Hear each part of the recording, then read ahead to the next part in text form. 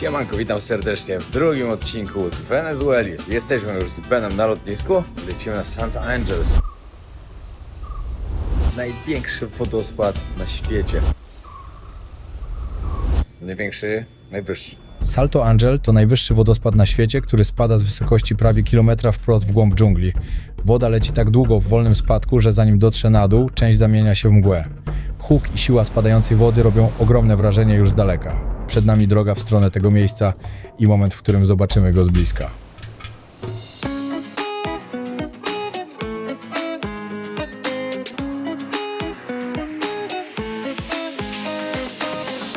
No i jesteśmy. Park Narodowy Canaima. Park Narodowy Canaima to ogromny obszar dzikiej, niemal nietkniętej dżungli w Wenezueli. To labirynt rzek, lasów i monumentalnych form skalnych, które tworzą jeden z najbardziej surowych krajobrazów na świecie. Wśród nich wyrastają tepui, potężne góry o płaskich szczytach, liczące setki milionów lat, będące jednymi z najstarszych formacji na Ziemi.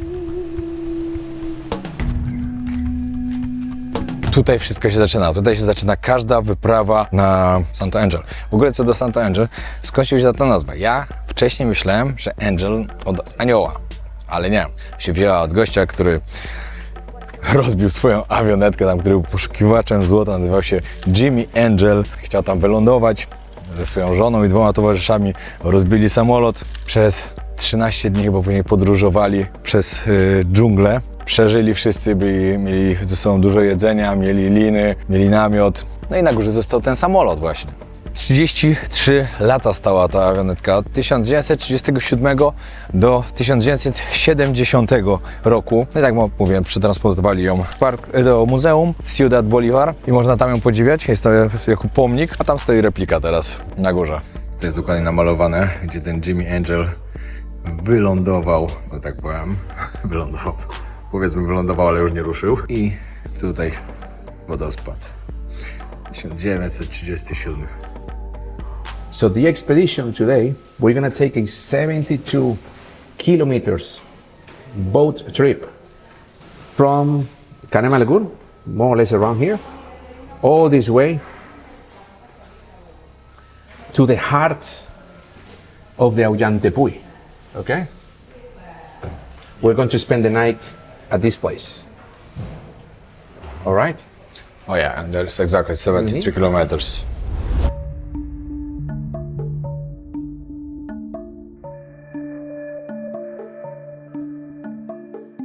This mountain here is around 700 square kilometers. All national park? How many? They are different. There are 115 different rock formations like this. No, I mean, or tepuis. how big is The national whole park? national park, 30,000 square kilometers. And there are different tepuis, you know, the tepuis are these strange rock formations that are very high, you know, for example, Ollantaypuy reaches up to 2,600 meters above the sea level. You know, they can be really, really tall. You know, the walls are amazingly big. And there are different tepuis, you see, all over Venezuela, 115 in total. And this is the largest one, of course, you see. And we are going to see all of them, you know, along the way, you know, we will find them, you know, some of them far away, you know. I can't wait. Yeah.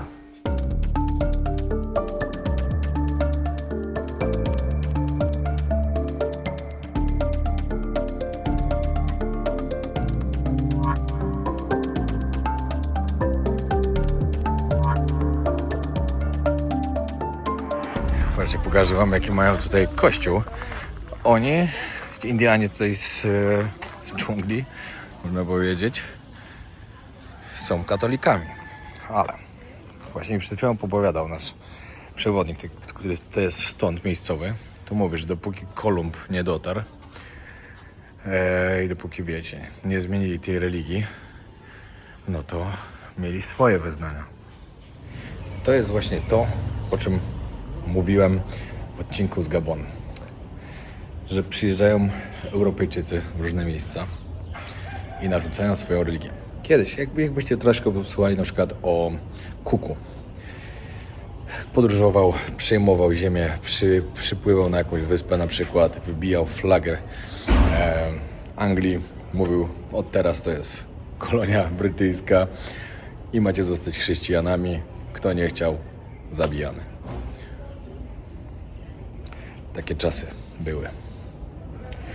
Chociaż dalej ludzie podróżują po różnych miejscach, narzucają swoją religię, żeby ludzie przechodzili na wiarę katolicką.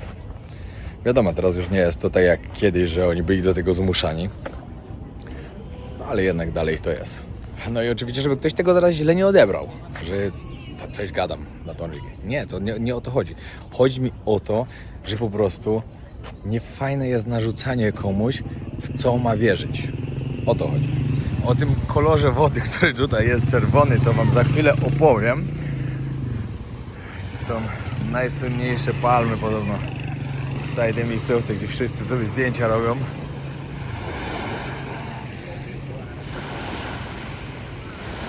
No i dalej możecie zobaczyć wodospady, ale to później będziemy tam bliżej. O, popatrzcie, jaki kolor ta woda ma. Ben, can you explain why the water have a color like this? Because I know this is about some jungle. It's called tannin, which is the result of the decomposition of vegetation on the top or the headwaters of the river. Przypłynęła po nas nasza łódź. I will sit there and you sit on the front so you can get... Yeah, I want to sit on the front, yeah.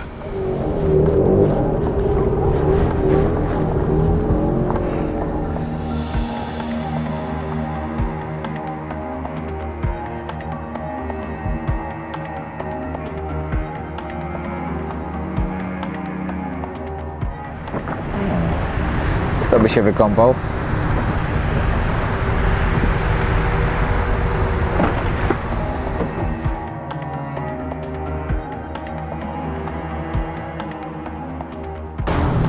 O kur... Fale tu są... O nie! Wiedziałem, że będę cały mokry.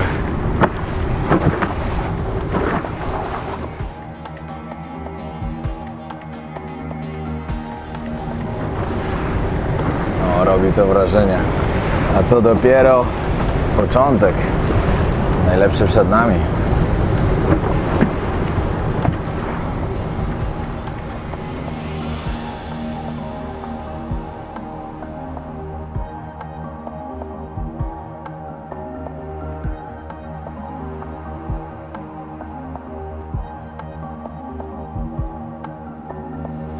Właśnie się dowiedziałem, że mieliśmy pod tym wodospadem chodzić. Jest tam gdzieś przejście, ale okazało się, że jest za dużo wody i nie możemy, bo jest to zbyt niebezpieczne.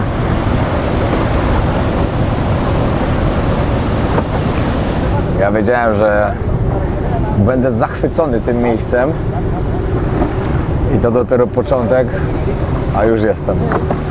It's so difficult to very strong. But the Sapo Fall is the waterfall similar like that, but it's a little bit higher. Yeah. And then the entrance is open, so Okay. we can pass back. Wow, but they say we can go under this Yeah. Wow. And the dry season. dry season, okay. Yeah, because now looks dangerous. Dobra, pierwsza łódź odpływa, dalej idziemy z buta i później się przesiadamy na kolejną. A ekipa, z którą tutaj jestem, Osprey Expedition. Czyli buty też będą miały mokre. To w ogóle tutaj nasz przewodnik ma koszulkę ze zwierzętami, które można spotkać. Can you show me your t-shirt again? Patrzcie. Macie tak, no. Anaconda. Have you ever seen anaconda? Yes. we have How the- big? Yeah, it's 8 meters. 9 meters. Yeah. O, jaguar, puma. Dochodzimy do kolejnego wodospadu, pod którym mamy przechodzić i podobno tutaj da radę.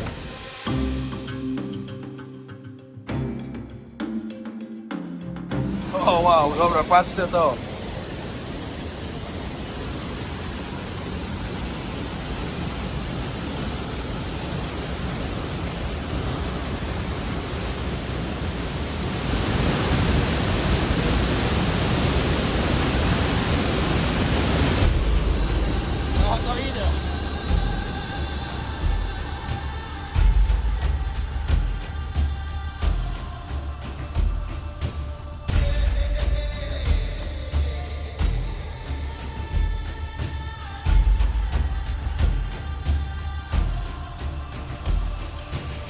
A, wszystko mam mokre, ale patrzcie to.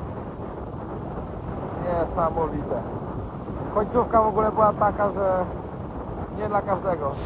Nawet sobie nie wyobrażacie, co tam w pewnym momencie przechodziliśmy.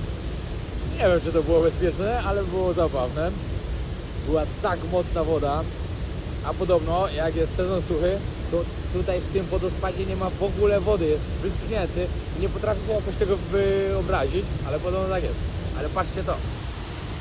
O, pytam się go, czy ona jest niebezpieczna? Tak, jest niebezpieczna. Wiecie, teraz jest fajnie, bo jest super pogoda. Słoneczko, zaraz wyschniemy. Ale wyobraźcie sobie, wczoraj padało, przedwczoraj padało, dzień wcześniej też padało.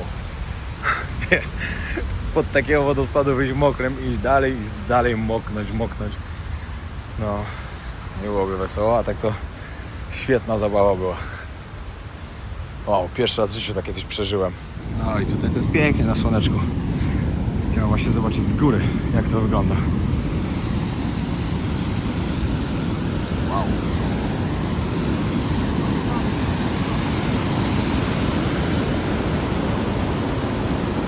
Pogoda zaczyna się zmieniać. Chmury nadciągają. Czekamy na łódź teraz, która nas weźmie w dalszą drogę.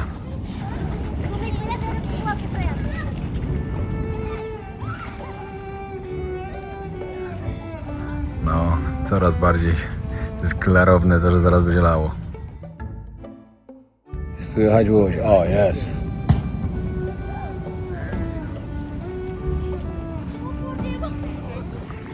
No i trzeba jeszcze teraz przejść przez wodę, żeby dojść do łódki.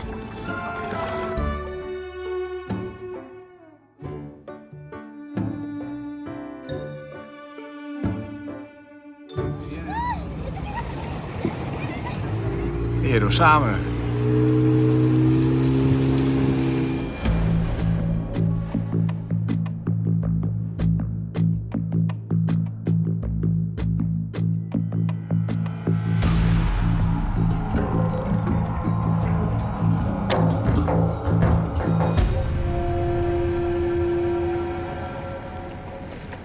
Dobra, łódź nas wysadziła. Pół godziny teraz musimy iść, bo tu jest niebezpieczny odcinek, gdzie lepiej, żebyśmy nie byli na łodzi. Wiecie, oni są zawodowcami, oni wiedzą, jak tam płynąć, wiedzą, co mają robić, ale nas lepiej, żeby tam nie było. This is the place where the people sleep, tourists sleep. Jest okropnie gorąco, ale wolę to gorąco, niż ma padać. Ja nie wiem, jak oni chcą tędy płynąć. Serio. Ale podobno się da. I oni wiedzą, co robią. Dobrze, jakby mojego plecaka nie utopili.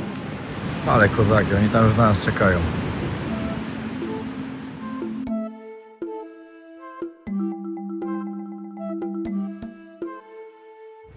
No to zaczynamy zabawę.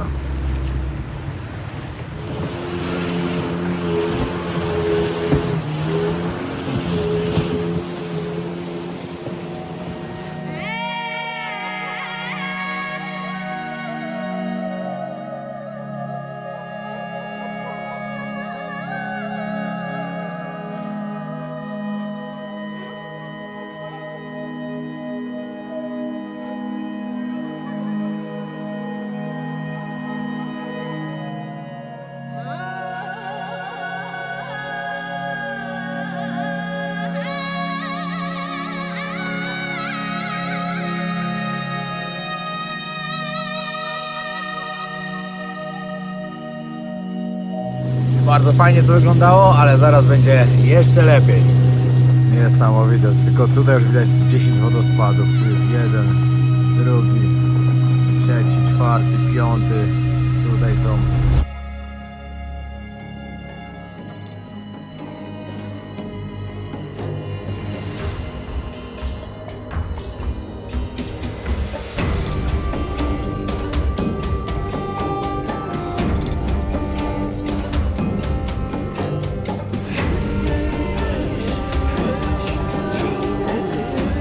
No i moi drodzy, Santa Angels. Santa Angel. Wow.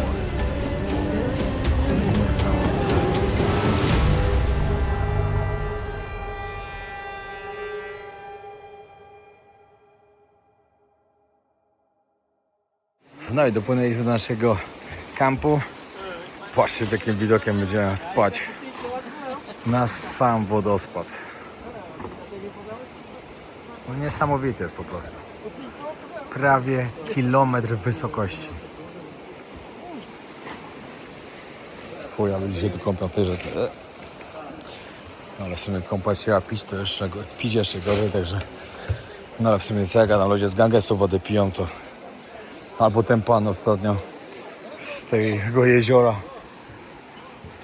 Dzisiaj noc na hamakach. Ciekawe, czy już są rozłożone gdzieś tutaj. Pamiętam, jak spałem ostatni raz na takim hamaku w Kolumbii. 6 lat temu miałem tu pierwszy raz przyjechać, w 2020 roku. Zawsze marzyłem, żeby go zobaczyć i powiem wam, że może nawet i lepiej, że wtedy się nie udało, niż że jestem teraz tutaj. I że mogę nagrać dla was taki film właśnie, jaki oglądacie. 6 lat temu wyglądał zupełnie inaczej. Także nawet dobrze wyszło.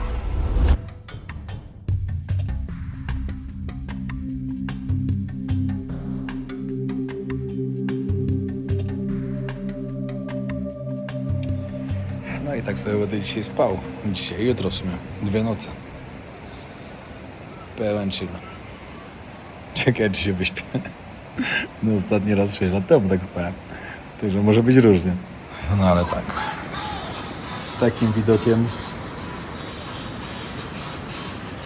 to nie ma co narzekać. Petarda. Jestem zachwycony po prostu. Naprawdę jestem zachwycony. Bardzo wam polecam tu biuro, z którym jestem. Ben jest naprawdę mistrzem. Świetnie to wszystko organizuje. Wieczór się robi. Patrzcie, jaki klimacik. Jak chmury osiadły.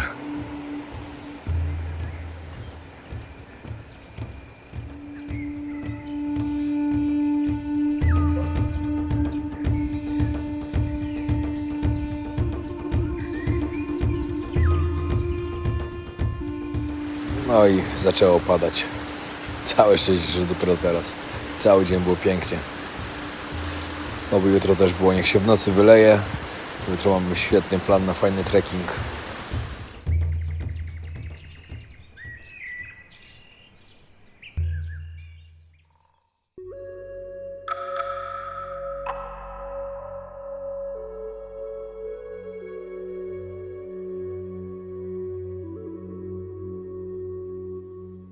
No, w nocy lało cały czas, dopiero nad ranem przestało. Ogólnie w całym tym parku narodowym tutaj nie ma nigdzie sygnału. Żadna wasza karta SIM, eSIM nie będzie działała, ale jest tu jeden taki kemping, który ma Starlinka i właśnie tam idę.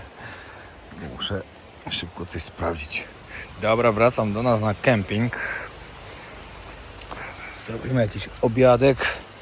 Będzie trzeba później się wziąć za siebie, nie patrzeć na to, jakie są warunki, tylko po prostu iść do dżungli. Rano już padł pomysł, żeby po prostu stąd płynąć, wracać do tej głównej wioski. Ale bez sensu, bo wiecie, rano padało cały czas. Bez sensu, lepiej tu zostać sobie do jutra. I dobrze, że to zrobiliśmy. No przeczekamy, to będzie git. Jutro będziemy musieli bardzo wcześnie rano wstać, bo no wiadomo, parę godzin tą łodzią mamy, no a nie możemy się spóźnić na samolot. Jak się spóźnimy, no to będą problemy. Kurczaczek na obiad dzisiaj będzie.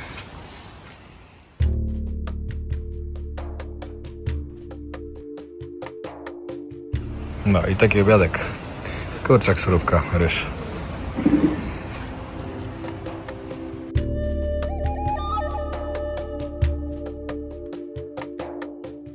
Krótki relaksik po obiadku, może jakaś drzemka, jak się uda, i później startujemy.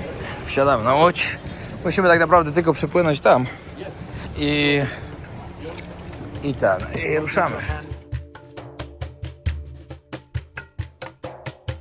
Okej, patrz, ta rzeka idzie dokładnie od Santo Angel. To, co spada z góry, później wypływa tutaj. How far we have? How long? From here must be like 4.5 kilometers. Okej, 4,5 km stąd mamy. Oczywiście w jedną stronę. Czyli 9 km do zrobienia. Yes, our Indian friends. Okay, my friends. Important question, because I know that people are afraid, like people from tribe, Indian people are afraid living in this area. Why? What they believe it? We have many gods. We believe in many gods, natural gods. For example, the biggest one, like at sun, mountain, jungle gods, river gods. So in this place, at this area, Haujan Tepui, it's one of the sacred mountain for us, because in this place there's gods living in it. So we couldn't see the face of this wall. Because This is it was- what you showed me yesterday. The face on the mountain, or do you mean about Yes. this? Yes. Okay. So one of the gods lived right there. So it was very sacred for us. That's why we can never live out very close to this to this mountain. How far from here is the last village when the people living? They are Like 50 kilometers? 50 kilometers. Yes. 50 kilometers from here. Yeah. What you can tell me about this place where we are now? Some interesting thing. What the people have to know about, maybe like from the falls, about this mountain, about this national park? Well, we have a waterfalls, very nice place where we are going out now. So it's the sacred waterfalls for us as well. Only the shamans have to go right there and swim it in the river. Okay. Then to ask wishes, and then this water is sacred for us. It's very how do you say, medicine for us. That's why we have to go right there, and then we pray, we ask wishes. Okay. And you use like some only natural medicine, or you use like normal medicine as well? No, before we live natural way. We have a we had a natural medicine, but actually, since the tourists arrived here, sat down here, so we have natural medicines and then Western medicine as well. Okay. How many people living here from your tribe, but maybe different village? We How, are- how is all of you? Yes, we are in this national park. We live like about 30,000 people. 30,000 people? Yes, around of this mountain, like in the national park. National park. So, yes, Camaracotos, Taudepan, and Arecuna. Yes, I am Camaracoto. tribe. Camaracoto. Yes. Okay. If you want to have wife from different tribe, you can, or you cannot mix it. Recently we can mix Okay. with these tribes, but before we were pure Camaracotos. But recently we Now are you can, friends yeah? now, yes. Okay. But you can have only one wife, or you can have more wife. But now we are polygamian. Polygamy. Oh, Yes, we believe in polygamians. Okay. Stay life. Yes. Many depends, 2, 3 depends of your fitness, you know. Oh, okay. About what you can do with this woman. No, but it's the same about the money. You need to have money from every wife, from every family.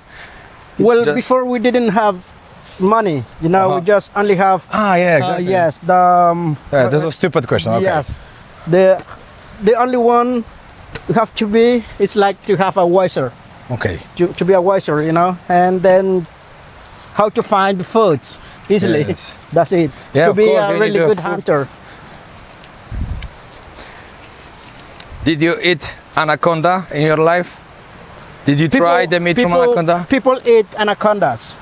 Yeah? People eat anacondas. But did you yes. try? Well, Eat I that have one? never tried. Never tried, No, okay. Never tried. They say that similar like big fish. So we have to cross the other side. Okay. That way we have to sink our. Okay. Listen, get your shoes wet because we're gonna do a lot of. No to nie dosuszę tych butów. No ale cóż, jesteśmy w dżungli. Właśnie ten kolor wody.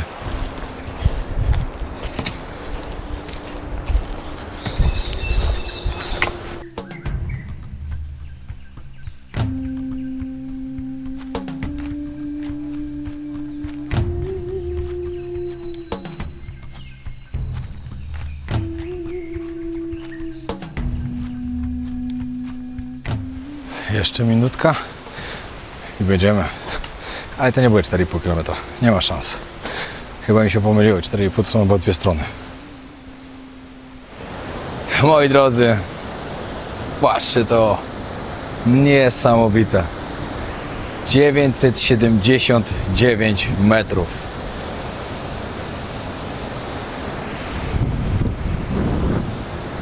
Coś wspaniałego. Większego już nie zobaczycie, bo ten jest największy.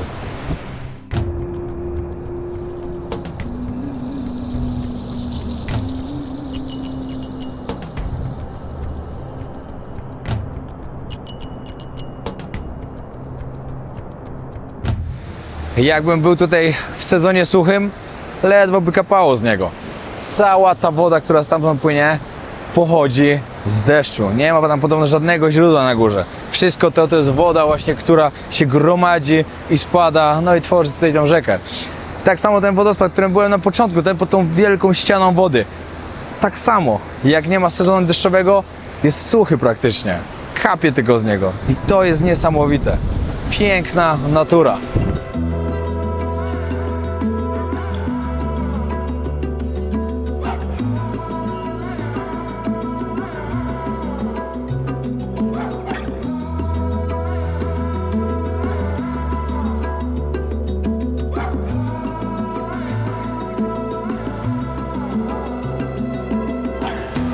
Amazing.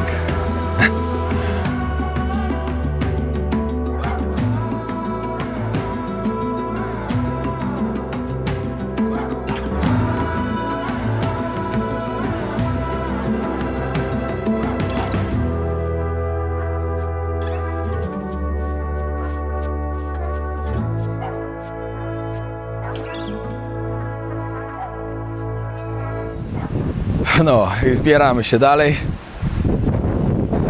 Niesamowite, nigdy nie zapomnę tego miejsca. Jeszcze ważna sprawa, moi drodzy. Ostatnio na mój temat pojawiło się parę filmików w internecie, w których większość jest kłamstwem. Rzeczy są totalnie niezweryfikowane. Rzeczy są w ogóle pomieszane totalnie. Osoby, które je tworzyły, nawet ani raz nie zapytały mnie o jak było naprawdę, jak ja to widzę. Tylko wszystko znajdowały, nie wiem skąd. I dopóki to jeszcze uderzało we mnie, bo rozumiem, nie każdy musi mnie lubić. Także wygodnie jest, jak ten hejt jest coraz większy dla mnie, wygodnie dla wielu ludzi. Ale jak zaczęło to uderzyć w moją rodzinę i w interesów mojej rodziny, to już miarka się przebrała. Dlatego, moi drodzy, był tam atak naszą agencję nieruchomości, że oszukujemy ludzi. Nigdy w życiu nikogo nie oszukaliśmy. Nie znajdziecie ani jednego niezadowolonego klienta, który z nami współpracował, który kupił od nas mieszkanie, a było takich już paręset.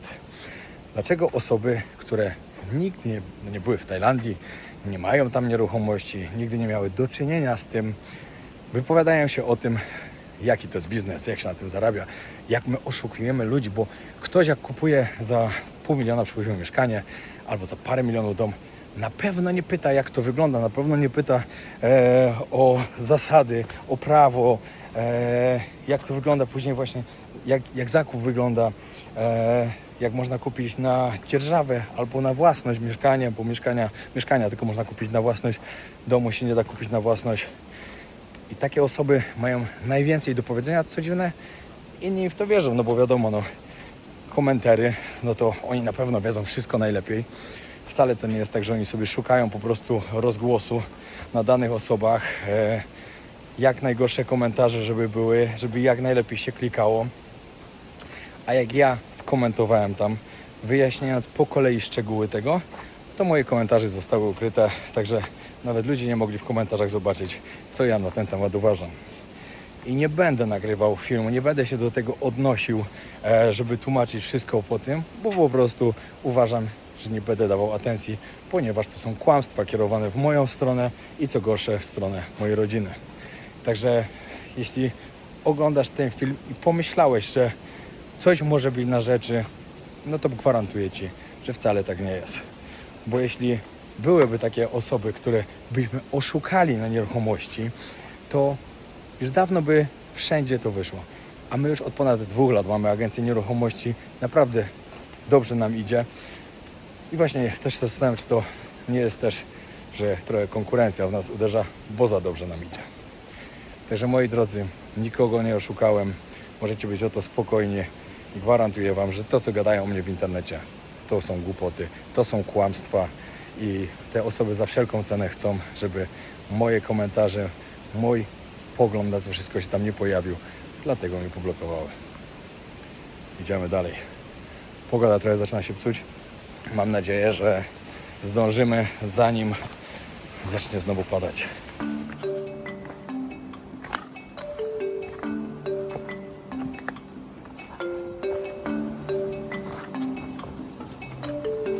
Niedobrze, zaczęło się ściemniać i zaczęło lać. Nie zdążyliśmy przed deszczem. Słyszycie to? Taka jest ulewa. Musimy szybko przekroczyć rzekę, bo zaczęła się gruba ulewa. Nigdy nie wiadomo, jak szybko się podniesie poziom. No i przede wszystkim siła rzeki, prądu. A nie w tej dżungli. Już jest głębiej.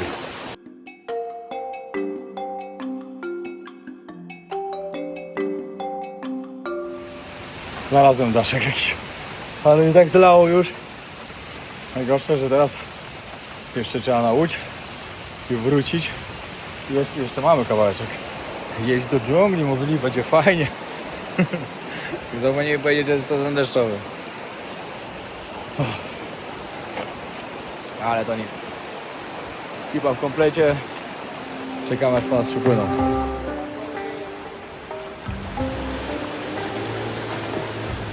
Łódź nam się trochę topi.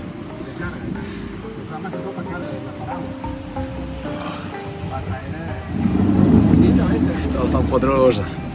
To są przygody, których się nie zapomina.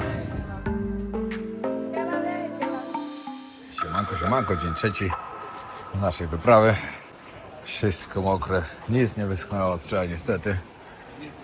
Wodospadu nie widać.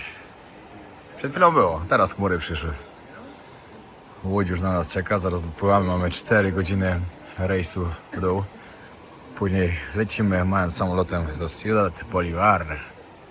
Słyszenie ciuchów w takim tropikalnym klimacie to jest naprawdę. Jakie powieścicie, takie na drugi dzień są mokre. Okay, my friend, what is this? Well, this is the typical drink. It made from the manioc. Maniok? And Oh, for then- maniok, okay. Yes, and sweet potatoes. It's fermented drink. Okay. It's alcohol. It's like wine or more It's like- percent? How many percent? Like 15, Yes, 20? No, it's like 10%. 3.5. Ah, like, Yes. okay, less than beer. Yeah. Okay. And people drinking this here, exactly, yeah? To get happy, yes. To be happy. Okay, to have fun. Okay, let's try. Try. Przypomniało mi się, jak z Pawłem w Amazonie gdzieś kupowaliśmy bimber jakiegoś podejrzanego pochodzenia właśnie w dżungli. Ale śmieszne było. No dobra, tego też spróbuję. Ben mówił, że tak może być średnio, że może brzuch po tym boleć, albo być jeszcze gorzej, czyli jakaś awaria. Ale to nic, spróbuję. Ej, jest okej. Yeah. Smakuje po prostu jak zepsuty sok.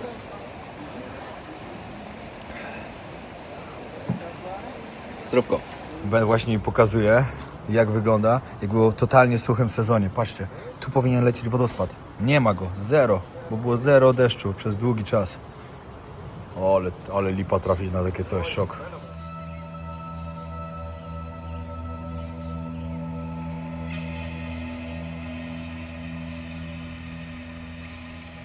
Chłopaki muszą dobrze zabezpieczyć nasze rzeczy, bo podobno w drogę powrotną będzie chlapało.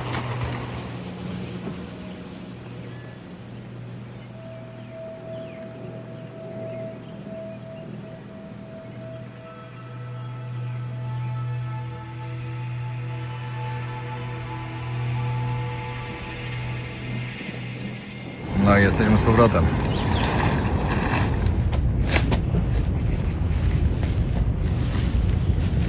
This frog is really dangerous for the people or no? Which one? This one. The frog? Yes, it's very dangerous for the people. It's poisonous. Poisonous, yeah? Yeah. When you grab to the hands, I was not But afraid. if you get cut. and Ah, tear. okay, okay. Yes. They have to mix with the blood, yeah? Yes. But someone can die or Yes. will be sick? Can die. You can die, yes. Okej, wow. No i teraz startujemy z drugiego lotniska, które tu jest. Z małego będziemy lecieć taką małą awionetką. 5-osobową chyba. Taka ma być naprawdę mała. A dlaczego musimy takim wracać? Ze względu na to, że duży samolot dopiero odlatuje stąd w czwartek. A dzisiaj jest środa. Bez sensu dla nas było zostawać dzień dłużej, ponieważ na jutro mamy ciekawsze plany. Ale wiadomość właśnie dostałem. Wow, ale to będzie podsumowanie tej wyprawy. Właśnie przyszedł Ben i powiedział mi, że pogadał z pilotem i pilot poleci nad Salto Angel. Czyli zobaczymy jeszcze wodospad z lotu samolotu, ale czadowo.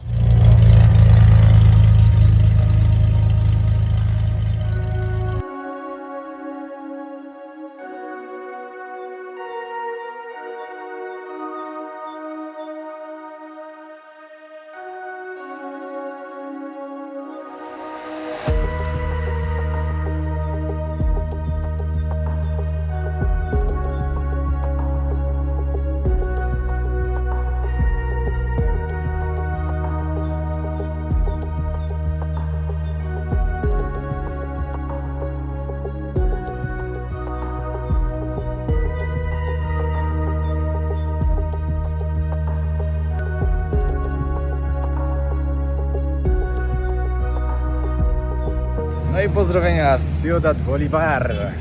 No i to jest teraz fajna informacja, którą dostałem. To jest replika samolotu Jimmy'ego Angela. Dokładnie takim samolotem rozbił się na Angel Fall. Dokładnie takim. Jaki świerczym on latał. Blacha falista zmontowana. No.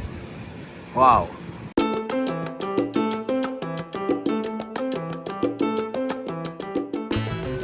2 godziny opóźnienia. No i w końcu lecimy. No opóźnienie było przez złą pogodę. Strasznie mocna ulewa była.